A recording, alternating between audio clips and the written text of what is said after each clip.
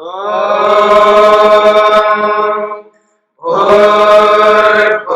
स्वः तत्सवितुर्वरेण्यं भर्गो देवस्य धीमहि धियो यो नः प्रचोदयात्।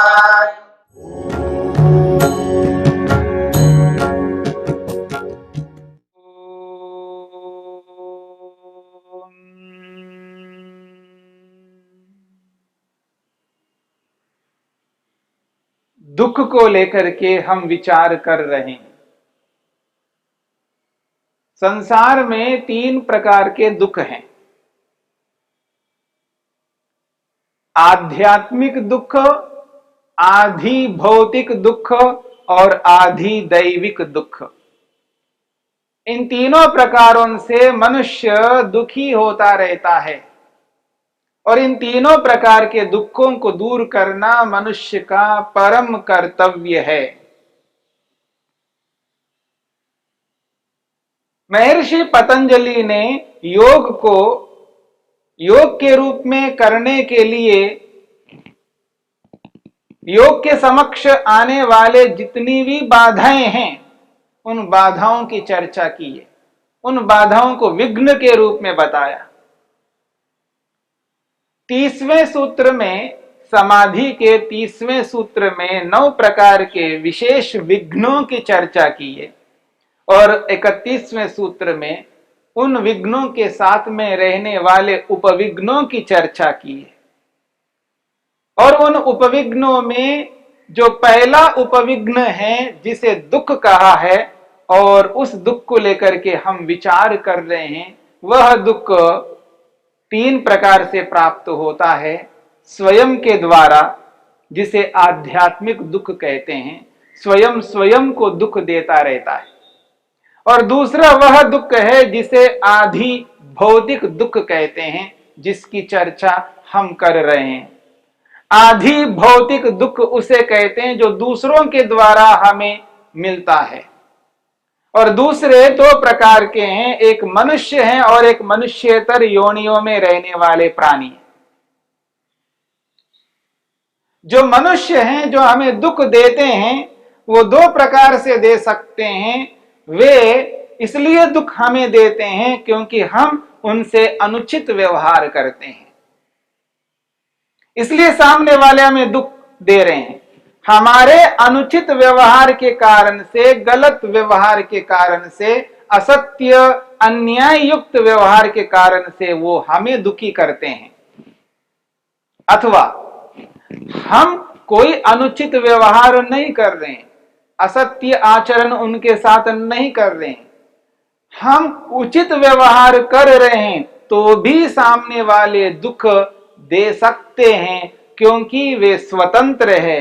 अपनी मूर्खता से, अपनी अज्ञानता से, अपने स्वार्थ को ध्यान में रखते हुए वे हमें दुख देते हैं, दे सकते हैं।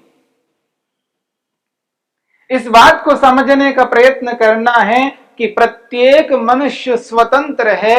स्वतंत्र व्यक्ति अपनी इच्छा से किसी को भी दुख देने, सुख देने में सक्षम हैं। इसलिए लोग दूसरों को दुख देते हैं। हमारा कोई दोष ना हो, हमारे द्वारा कोई व्यवहार अनुचित ना हो तो भी वे दुख दे सकते हैं। उनकी स्वतंत्रता है।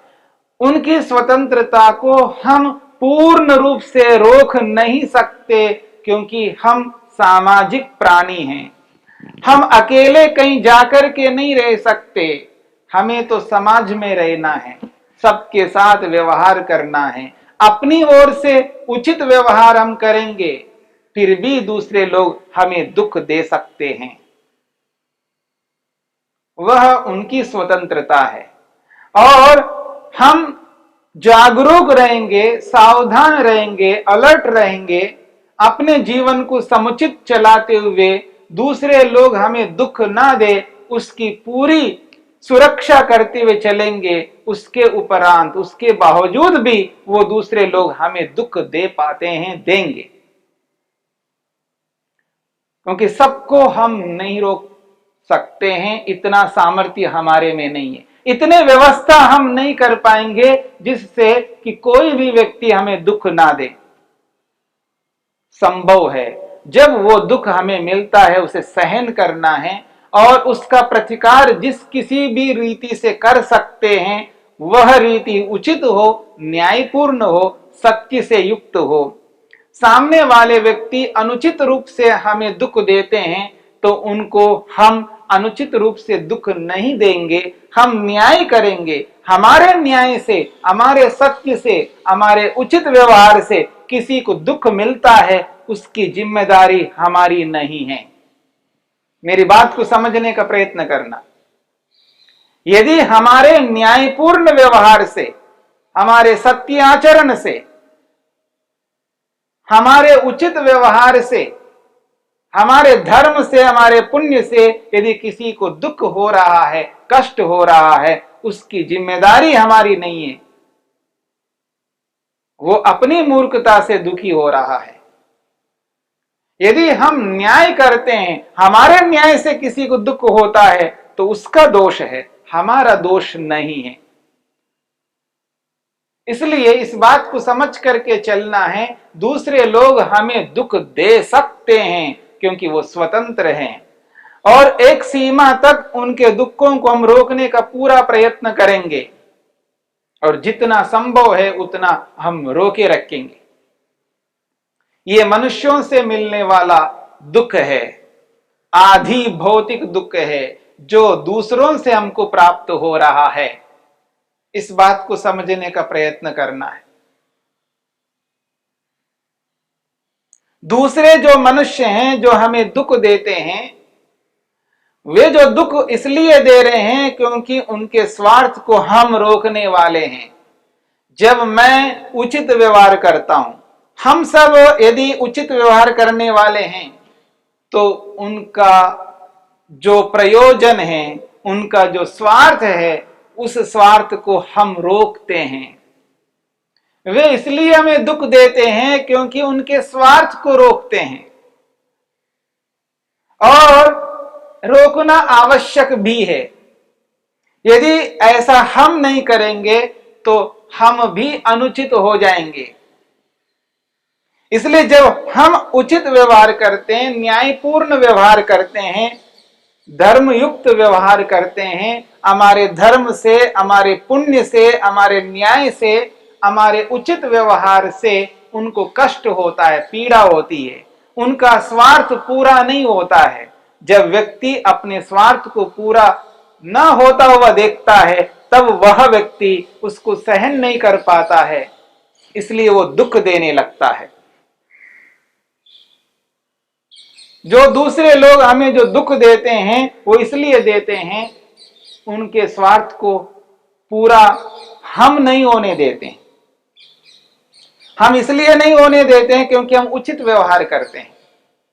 जब उचित न्याय युक्त व्यवहार करते हैं तो हमारे न्याय जो है उनके स्वार्थ को रोकता है। उदाहरण के लिए हमने कहा है कि अमुक व्यक्ति ने ऐसा किया है, वास्तव में उसने किया है। जब हमें पूछा जाता है कि क्या आप उस वक्त, उस समय वहां पर थे? हाँ जी मैं था, क्योंकि मेरे को सत्याचरण करना है, उचित व्यवहार करना है, अनुचित व्यवहार नहीं करना। जब मैं ये कहता हूं मैं वहां था, क्या आप उस व्यक्ति को जानते हैं? हाँ मैं जानता हूं। क्या अमुक व्यक्ति ने उस कार्य को किया? हाँ किया है। आपको कैसे पता? मैं वहीं पर था, मैंने स्वयं देखा है, प्रत्यक्ष देखा है। अब यह जो मेरा उचित व्यवहार है, न्याययुक्त व्यवहार है, इस मेरे उचित न्याययुक्त व्यवहार से सामने वाला जो व्यक्ति है जिसने गलत किया है उसको कष्ट होगा, दुख होगा। इसलिए मेरे इस उचित व्यवहार के कारण से उसका जो स्वार्थ है उस स्वार्थ को मैं रोक रहा हूं, क्योंकि उसने चोरी की है और मैंने देखा और मैंने उचित व्यवहार किया। हाँ उसने किए। यदि मैं ऐसा नहीं करता तो जिसकी चोरी हुई है उसके प्रति अन्याय होगा, उसके प्रति अन्याय होने से उसको दुख मिलेगा, उसको दुख देने वाला मैं भी बनूंगा। उसने चोरी करके उसने भी दुख दिया, दे ही रहा है, और मैं अनुचित व्यवहार करके मैं भी उस व्यक्ति को दुख दे रहा हूं। इसलिए ऐसा व्यवहार मैं कभी नहीं कर सकता। मेरे को उचित व्यवहार करना है। मेरे उचित व्यवहार से किसी के दुख दूर होते हैं और किसी को दुख होता है क्योंकि उसके स्वार्थ की पूर्ति नहीं हो रही है, लेकिन किसी न किसी को तो दुख उठाना होगा क्योंकि उसने अनुचित किया है। और अनुचित व्यक्ति को दुख मिलना चाहिए, यह न्याय है, उसको दंड मिलना चाहिए। अगर मेरे कारण से जहां कहीं न्याय होता हो वह न्याय मेरे को करना है। जब इस प्रकार के व्यवहारों को मैं करता हूं, उचित व्यवहार करता हूं, मेरे उचित व्यवहार से दूसरे को अच्छा नहीं लगता, इसलिए वह व्यक्ति मेरे को दुख देने की चेष्टा करता है, मेरे को दुख पहुंचाता है। इस रूप में अन्य मनुष्यों के द्वारा मिलने वाला ये जो दुख है, ये है आधि भौतिक दुख। मैं स्वयं अन्याय नहीं करता हूं, दूसरे के अन्याय को मेरे को रोकना पड़ता है क्योंकि वो मेरे अधिकार के क्षेत्र में है। जिस व्यवस्था में मैं रहता हूं, जिस व्यवस्था में वह व्यक्ति रहता है, मेरी व्यवस्था में रहता है, तो उस मेरी व्यवस्था में रहने वाले व्यक्ति को मैं अनुचित से रोकूंगा, उसको अनुचित करने नहीं दूंगा। जब मैं उस व्यक्ति को अनुचित करने नहीं दूंगा तब उस व्यक्ति का स्वार्थ रुकता है। जब वो अपने स्वार्थ को रुकता हुआ देखता है तब वह व्यक्ति मेरे को दुख देने की चेष्टा करता है, दुख देता है।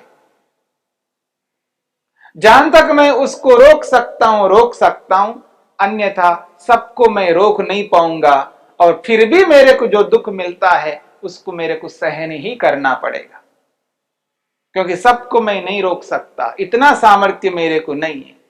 एक सीमा तक दूसरों से मिलने वाले दुखों को मैं रोकूंगा, पूर्ण रूप से यदि रोकना है तो मेरे को मुक्ति में ही जाना है, मोक्ष में ही जाना है। इसी के लिए तो ये मेहनत कर रहा हूं, पुरुषार्थ कर रहा हूं, इन दुखों से बचने की चेष्टा इसलिए तो कर रहा हूं। जिस मोक्ष को प्राप्त करना चाहता हूं, जिस समाधि को लगाना चाहता हूं, जिस ईश्वरीय आनंद को पाना चाहता हूं, वो इन्हीं दुखों को दूर करने के लिए ही कर रहा हूं मेहनत, पुरुषार्थ। इसलिए जो आदि भौतिक दुख है इसको हमें रोकना है, जहां तक हो सके वहां तक रोकना है, तब हम इन दुखों से बचेंगे। और एक बात, जो मनुष्येतर योनियों में जितने भी प्राणी हैं, उन प्राणियों से भी, उनसे भी, पशु पक्षी आदि जितने भी हैं, उनसे भी हमें दुख मिलता है। उन दुखों को भी रोकना हमारा कर्तव्य है।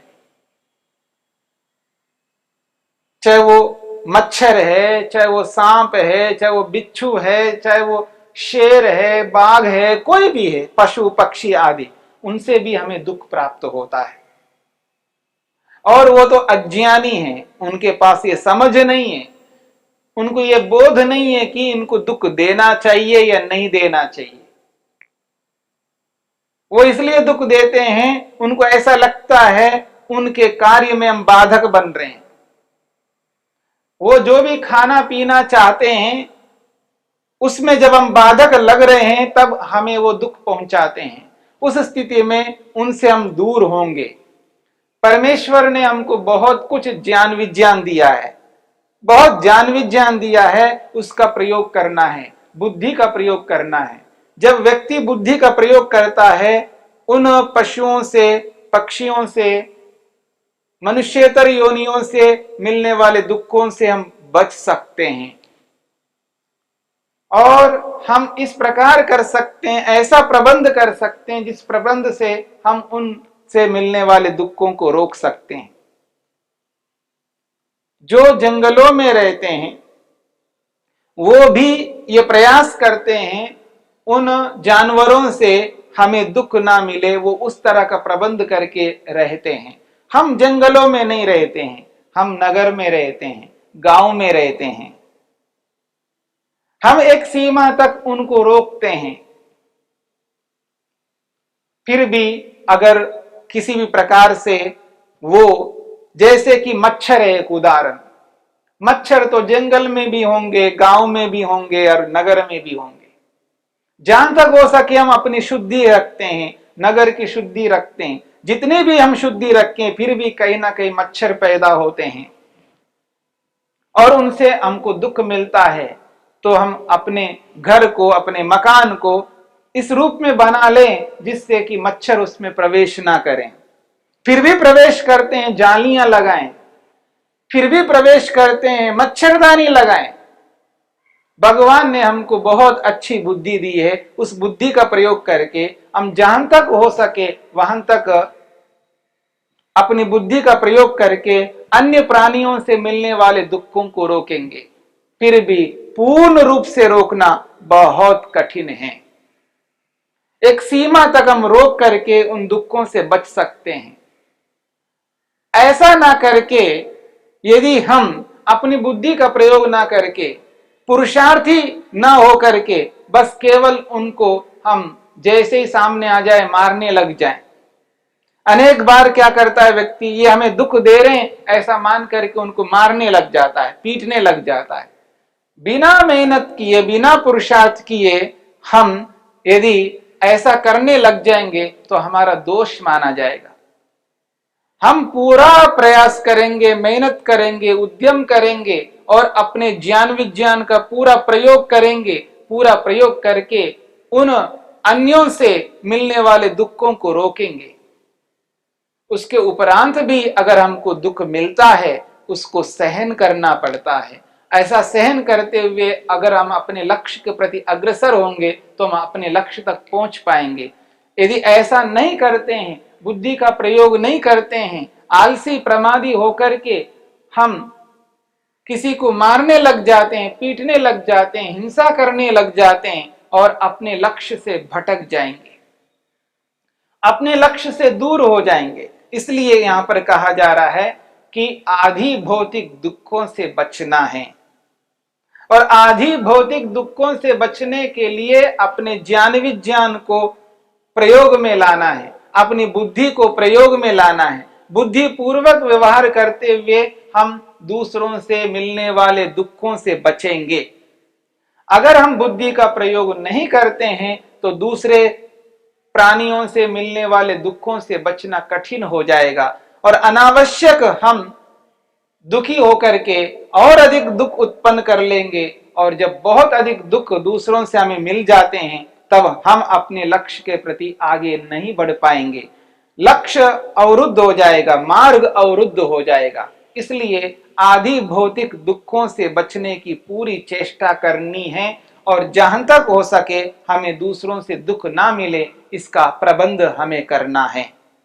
फिर भी थोड़ा बहुत मिलता है उतने को हमें सहन करना है, उसको सहन करने का सामर्थ्य अपने अंदर उत्पन्न करना है। यह है आदि भौतिक दुख।